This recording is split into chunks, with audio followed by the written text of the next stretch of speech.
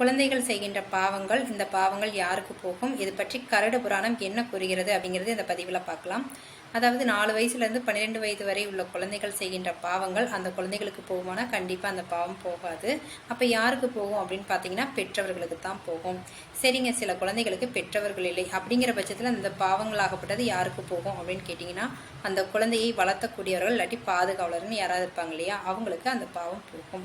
சரி, இந்த பாவத்திலேருந்து நம்மளுக்கு விடுதலை இருக்கா அப்படின்னு கேட்டிங்கன்னா கண்டிப்பாக இருக்குது. அதுக்கு நீங்கள் என்ன பண்ணணும்னா அந்த குழந்தைகளை நல்லொழுக்கத்தோடு வளர்க்குறது ஒன்று தான் அதற்கு தீர்வு. நல்லொழுக்கம் அப்படிங்கிறது அனைவரிடத்துலையும் பணிவாக நடந்துக்கிற ஒரு விஷயத்த சொல்லிக் கொடுங்க. மரியாதையாகவும் நடந்துக்கணும், குருமார்களை மதிக்கணும், பெரியவர்களை மதிக்கணும், நல்ல சொற்களை பேச மட்டுமே அனுமதிங்க, உண்மையை மட்டுமே பேச சொல்லுங்கள். அதே சமயம் பார்த்துட்டிங்கன்னா பிற பொருள்கள் மேலே ஆசைப்படக்கூடாது அப்படிங்கிறத சொல்லிக் கொடுங்க. அதே மாதிரி அபகரிக்கவும் நினைக்கக்கூடாதுங்கிறது சொல்லிக் கொடுங்க. அதிகாலையிலேயே எந்திரிச்சு அந்த குழந்தைகளை குளிக்க வச்சு இறைவனுடைய திருநாமத்தை சொல்லிக் கொடுங்க.